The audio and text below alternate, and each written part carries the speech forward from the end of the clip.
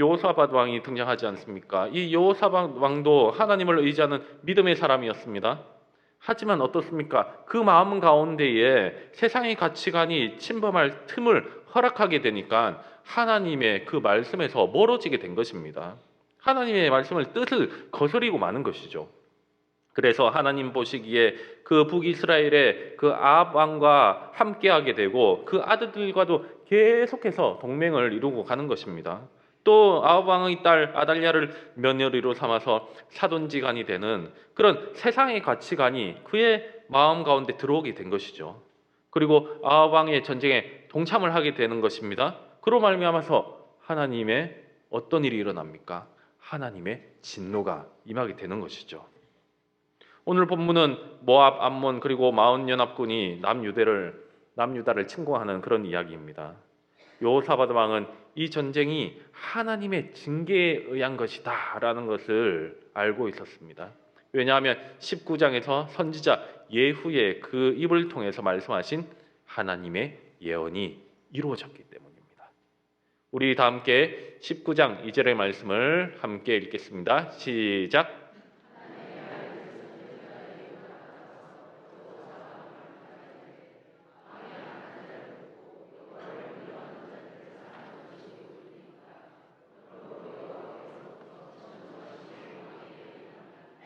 아멘. 이 예언은 그 다음 장인 그 20장에 바로 이루어지는 거죠. 20장 1절에 이렇게 이루어집니다. 그 후에 모압 자손과 암몬 자손들이 마온 사람들과 함께 와서 여호사밧을 치고자 한지라. 여호와의 그 진노하심이 이제 전쟁의 모습으로 나타나게 되는 거죠. 이 전쟁은 사람이 계획한 전쟁이 아닌 하나님의 징계에 의한 전쟁이라는 것을 여호사밧 왕은 딱 직감을 하게 됩니다. 그렇다면 이 전쟁은 인간적인 힘으로 절대로 해결할 수 없죠. 그리고 남유다의 군사력으로도 절대로 이길 수 없다는 것도 알고 있었습니다.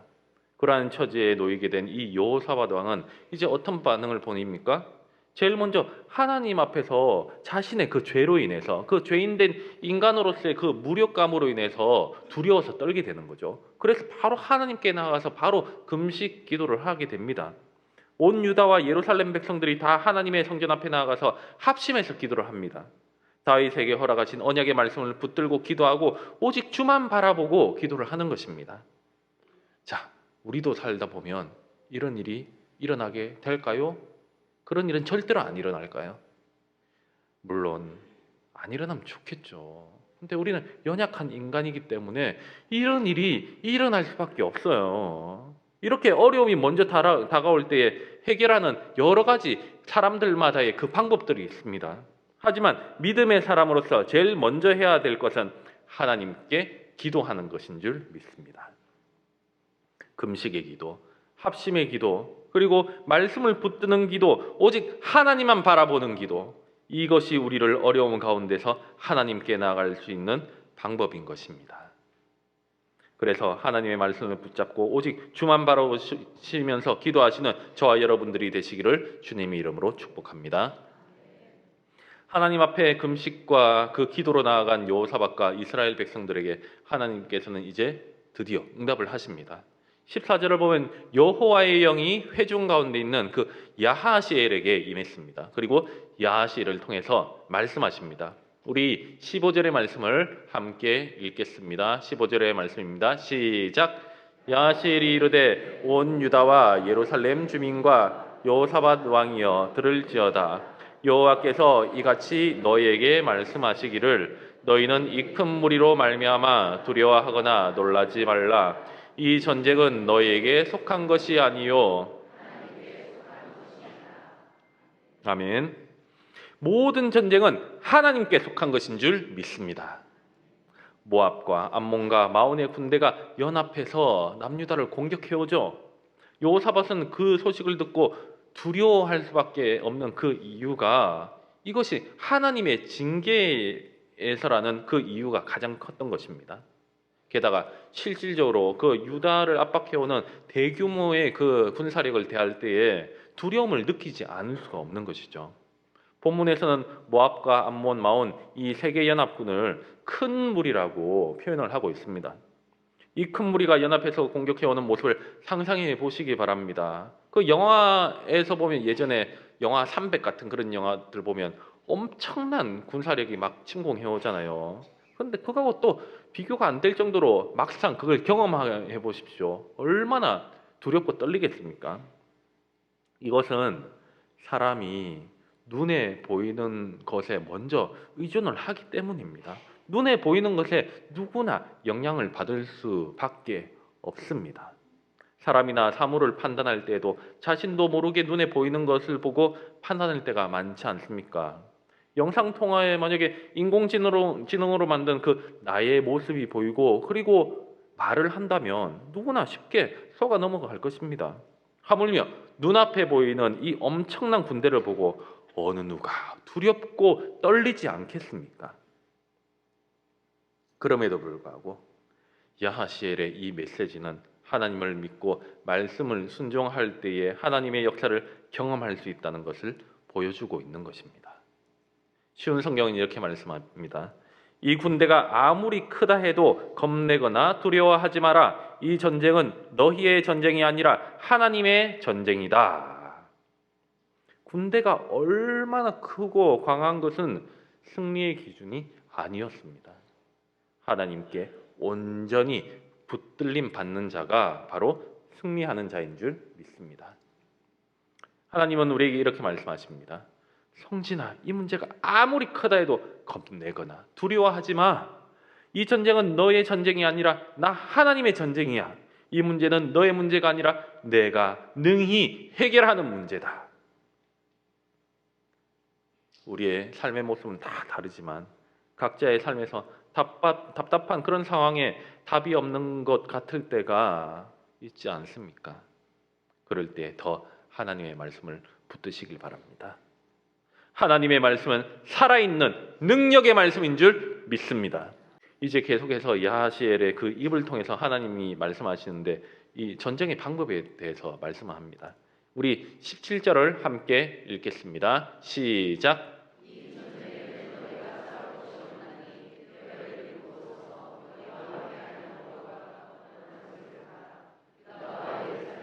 너희는 두려워하지 말며 놀라지 말고 내일 그들을 맞서 나가라. 여호와가 너희와 함께 하리라 하셨느니라. 아멘. 아멘. 하나님은 유다 백성들에게 가서 군대를 조직하거라 하고 말씀하지 않으셨습니다. 너희가 싸울 것이 없다. 대열을 이루고 서서 여호와가 구원하는 것을 단지 보기만 하라 하고 말씀하시는 것입니다. 쉬운 성경을 보면 이렇게 나옵니다. 너희는 이 전쟁에서 싸울 필요가 없다. 그저 너희의 장소에서 굳게 서 있기만 하여라. 그러면 여호와께서 너희를 구하시는 것을 보게 될 것이다. 하나님의 방법은 사람의 상식을 뛰어넘는 줄 믿습니다. 그래서 여호사밧은 하나님의 말씀을 믿음으로 받아들이고 그리고 하나님께 경배를 합니다. 18절과 19절의 말씀을 함께 읽겠습니다. 시작. 여호사밧이 몸을 굽혀 얼굴을 땅에 대니 온 유다와 예루살렘 주민들도 여호와 앞에 엎드려 여호와께 경배하고 그앗 자손과 고라 자손에게 속한 레위 사람들은 서서 심히 큰 소리로 이스라엘 하나님 여호와를 찬송하니라. 아멘. 여기서 유대인들에게 있어서 몸을 바짝 엎드려서 얼굴을 땅에 대는 그 행동은 완전한 복종을 의미하는 것입니다. 그래서 이렇게 여호사밧 또한 하나님의 말씀 앞에 납작 엎드려서 온전히 순종할 것을 다짐하고 있는 것이죠. 이것은 여호사밧이 겸손하게 온전히 하나님을 신뢰하고 있음을 보여주는 구절인 것입니다. 하나님을 신뢰하는 여호사밧은 이제 어떻게 바뀝니까? 두려움이 없어지는 거죠. 두려워하거나 놀라지 않습니다. 오히려 강하고 담대하게 바뀌고 있습니다. 이제 여호사밧은 현실을 대하는 그 시각이 달라지게 되죠. 승리케 하시고 구원해 주실 주님을 찬송하며 나아가게 됩니다. 우리 21절을 함께 읽겠습니다. 21절의 말씀입니다. 시작. 백성과 더불어 의논하고 노래하는 자들을 택하여 거룩한 예복을 입히고 군대 앞에서 행진하며 여호와를 찬송하여 이르기를 여호와께 감사하세 그의 인자하심이 영원하도다 하게 하였더니, 여호사밧은 이미 하나님께서 승리하셨음을 확신했습니다. 그래서 어떻게 합니까? 전쟁터에서 전쟁을 하는 것이 아니고 전쟁터에서 예배를 하는 것이죠. 무기를 잡는 것이 아니라 노래하는 자들에게 예복을 입혀서 찬송을 부르게 합니다. 만약에 여호사밧 왕이 그 마음 가운데 하나님의 그 말씀에 대해서 아주 작은 의심이라도 품게 됐으면 어떻게 했습니까? 이렇게 레위 자손들을 세워서 예복을 입히고 하나님을 찬송하게 하지 못했을 것입니다. 오히려 군대를 정렬했겠죠. 무기를 점검했겠죠. 무기를 갈고 닦았겠죠. 죽지 않기 위해서 정말 결사적으로 싸워야 되겠다라는 그런 생각이 머릿속에 가득 차게 되어서 하나님께 찬양으로 예배할 생각을 전혀 하지 못했을 것입니다. 한마디로 이것은 하나님을 신뢰하지 않고서는 할 수 없는 행동인 것입니다. 한마디로 이것은 오직 주만 바라보지 않고서는 할 수 없는 행동인 것입니다. 우리도 마찬가지입니다. 삶의 위기가 다가올 때 저와 여러분은 무엇을 붙드십니까? 하나님은 보이지 않고 눈에 보이는 것들이 있잖아요. 물질과 인맥과 그리고 사회의 온갖 세상의 방법을 동원해서 위기를 극복하려고 몸부림치고 있지는 않습니까? 하나님이 막으신다면 그러한 것들 아무 소용이 없습니다. 하나님께서는 그런 위기를 통해서 오히려 주만 바라보라고 하는 그 신호를 지금도 우리에게 보내신다는 것을 깨달으시기 바랍니다. 주님을 믿겠습니다. 주님을 신뢰하겠습니다. 이렇게 우리의 마음이 하나님께 정하고 온전히 모든 것을 맡겼을 때 여호사밧이 경험한 담대함을 경험할 수가 있을 것입니다. 세상의 기준에서 보지 않고 하나님의 기준, 말씀의 기준에서 보게 될 것입니다. 저와 여러분의 삶 가운데 하나님을 온전히 신뢰하시는 그런 복이 있으시기를 주님의 이름으로 축복합니다. 하나님을 신뢰한 여호사밧. 이제 전쟁의 결과는 어떻습니까? 22절과 23절의 말씀을 함께 읽겠습니다. 시작. 그 노래와 찬송이 시작될 때에 여호와께서 복병을 두어 유다를 치러 온 암몬 자손과 모압과 세일산 주민들을 치게 하심으로 그들이 패하였으니 곧 암몬과 모압 자손이 일어나 세일산 주민들을 쳐서 진멸하고 세일 주민들을 멸한 후에는 그들이 서로 쳐 죽였더라. 아멘. 그 다음 절을 보면 이렇게 나옵니다. 적의 무리가 온통 시체뿐이었고 살아서 피한 자가 한 사람도 없었더라 라고 말씀합니다. 한마디로 이건 뭡니까? 완벽한 승리를 말하는 것이죠. 하나님은 이기게 하시되 어중간하게 이기게 하시지 않습니다. 하나님은 이기게 하시되 완벽하게 승리케 하시는 하나님이신 줄 믿습니다. 사람의 기준에서는 도저히 이해할 수가 없고 일어날 수가 없는 이 비상식적인 일이 일어난 것입니다. 하지만 여호사밧은 당연히 일어날 일이 일어났다고 생각했을 것입니다.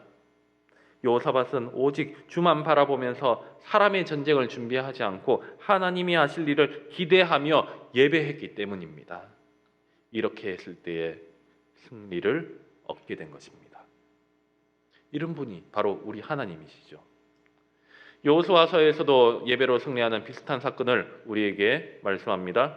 여호수아 6장에 나오는 여리고 성의 사건을 모두 다 기억하실 것입니다.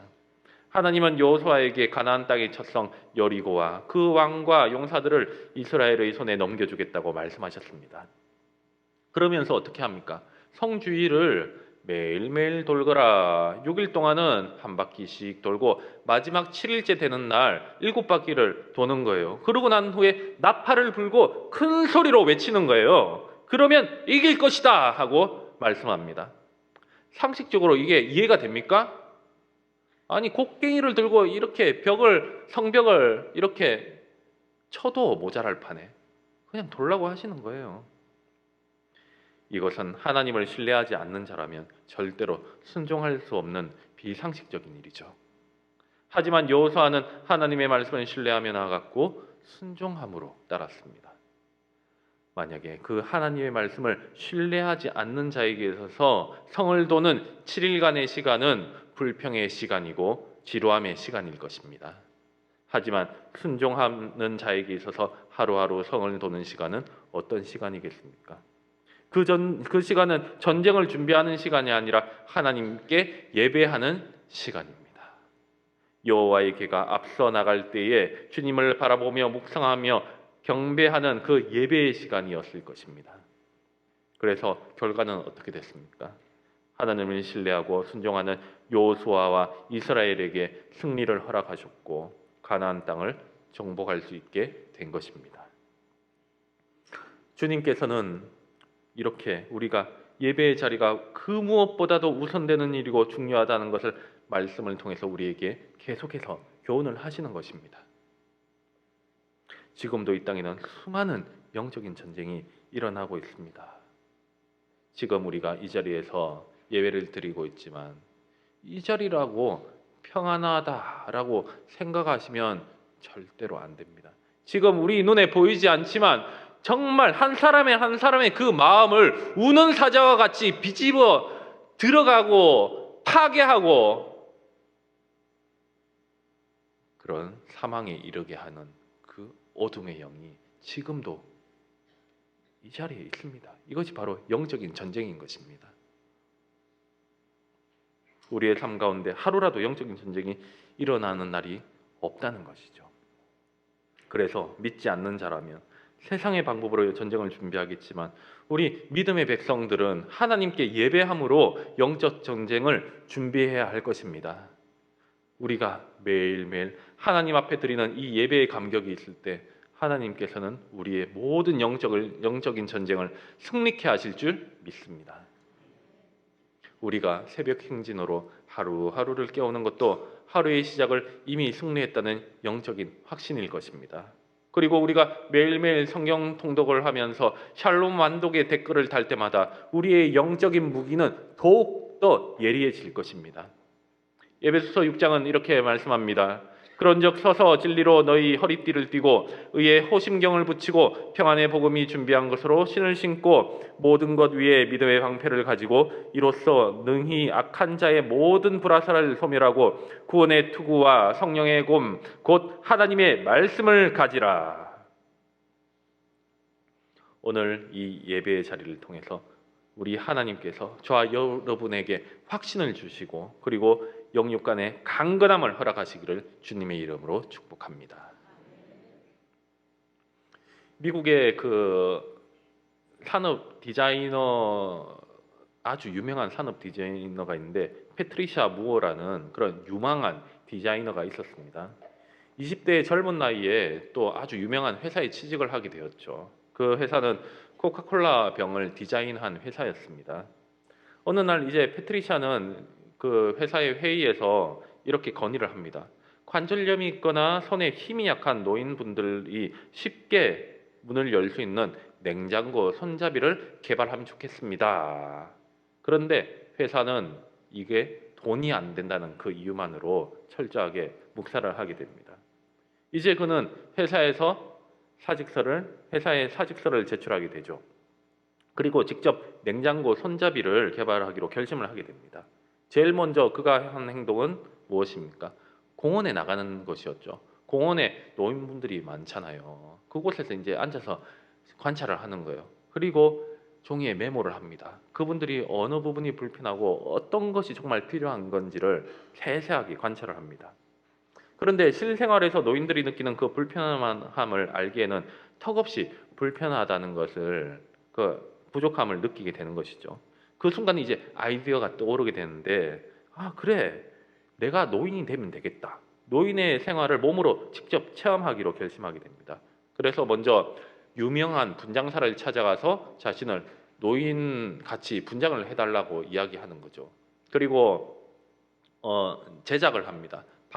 다리에 끼울 수 있는 철제 보철기를 제작을 해서 움직이게 불편하도록 그렇게 만듭니다. 그리고 또 안경을 특수 제작해서 눈앞도 좀 흐릿하게 보이도록 하고 귀에 솜을 넣어서 잘 들리지 않도록 합니다. 이렇게 불편한 노인의 모습으로 매일매일 생활을 하면서 노인들의 그 불편함을 몸으로 직접 체험하게 되는 것이죠. 당시 이 페트리샤의 나이가 26살에 불과했어요. 이 26살의 페트리샤가 무려 3년 동안이나 80대의 그 노인으로 생활을 하는 거예요. 미국과 캐나다의 116개의 그 도시를 돌아다니면서 세세하게 모든 것을 관찰하고 그리고 기록을 합니다. 그렇게 3년의 경험과 그 결과로 노인들의 불편함을 보완하는 여러 디자인들이 이제 나오게 되는 거죠. 대표적으로 양손 손잡이용 가위와 칼, 이건 뭐 예전에는 그렇지 않았나 봐요. 그리고 물이 끓으면 소리가 나는 그 주전자, 우리 많이 사용하는 게 이제 그쪽에서 이제 나온 거죠. 그리고 휠체어가 쉽게 오를 수 있는 저상버스, 그리고 휠체어를 타고도 탑승할 수 있는 경전철, 그리고 바퀴 달린 여행 가방. 우리 여행 가면 무조건 캐리어 끌고 다니잖아요. 그게 이제 개발이 된 거예요. 이렇게 산업 디자인계의 그 혁명으로 불린 페트리샤의 그 열정에 세계가 감탄을 합니다. 그리고 이제 인터뷰를 하게 되죠. 아니, 어떻게 26살의 어린 나이에 할머니가 될 결심을 하셨습니까? 이렇게 대답합니다. 사람은 누구나 젊은 시절에 즐기던 일상을 나이가 들어서도 즐기고 싶어 합니다. 맞습니까? 예. 저희 할머니가 냉장고 문을 열기가 힘들어지자 요리하는 즐거움을 포기하셨거든요. 할머니께 요리의 즐거움을 되찾아 드리고 싶었습니다. 하고 이야기합니다. 자, 이것은 무엇을 말하는 것입니까? 바로 공감입니다. 페트리샤가 할머니에 대한 공감이 없었다면 일상을 변화시키는 이런 디자인들이 절대로 나올 수가 없었을 것입니다. 공감이 없으면 나도 파괴하고 공동체도 파괴하지만 공감이 있으면 나와 공동체를 아름답게 변화시킵니다. 그래서 공감은 사랑의 또 다른 표현인 것입니다. 공감 능력의 크기가 바로 사랑의 크기인 것입니다. 저와 여러분은 예수님의 그 마음에 얼마나 공감하고 계십니까? 그 사랑은 우리의 모든 상황을 공감하신 사랑입니다. 패트리샤 무어가 할머니에 대한 그 공감으로 불편한 많은 사람들이 행복할 수 있는 그 디자인을 개발하게 되었습니다. 하지만 우리 주님께서는 우리의 아픔을 공감하시고 그리고 우리의 고통을 공감하시고 그리고 죄 가운데 빠질 수밖에 없는 우리의 영적인 연약함까지도 공감하신 분이십니다. 그렇기에 인간의 몸으로 이 땅 가운데 오셔서 그 모든 인생을 체휼하셨습니다. 그리고 끝끝내 십자가의 죽음으로 모든 사람들의 영생의 약속을 이루신 위대한 사랑을 보여주셨습니다. 그래서 사순절 기간은 먼저 우리에게 있어서 오직 주만 바라보고 오직 주만 사랑하는 시간이 되어야 할 줄 믿습니다. 그리고 예수 그리스도의 그 사랑을 공감하여서 우리 이웃에게 그 사랑을 전할 수 있는 시간이 되시기를 바랍니다. 사랑이 없으면 나도 파괴하고 공동체도 파괴하지만 사랑이 있다면 나와 공동체를 아름답게 변화시킨다는 것을 꼭 기억하시길 바랍니다. 이것이 바로 또한 섬나도 사랑의 실천인 줄 믿습니다. 하나님의 말씀은 지금도 변함없이 살아계신 생명의 말씀입니다. 여호사밧이 오직 주만 바라보며 세상의 방법이 아닌 하나님께 찬양으로 예배하며 나아간 것과 같이 이 험한 세상에서 무너지지 않고 승리할 수 있는 가장 확실한 방법은 주님께 엎드려 예배하는 것인 줄 믿습니다. 영적인 전쟁에서 승리하는 것이 세상의 전쟁에서 승리하는 길인 것임을 믿으시길 바랍니다. 시편 71편은 이렇게 말씀합니다. 하나님이여 내가 늙어 백발이 될 때에도 나를 버리지 마시며 내가 주의 힘을 후대에 전하고 주의 능력을 장래의 모든 사람에게 전하기까지 나를 버리지 마소서. 이러한 믿음의 강구와 고백을 가지고 우리의 생이 다할 때까지 오직 주만 굳건히 의지함으로써 이번 한 주도 승리의 삶을 살아가시는 저와 여러분의 복된 삶이 되시기를 주님의 이름으로 축복합니다.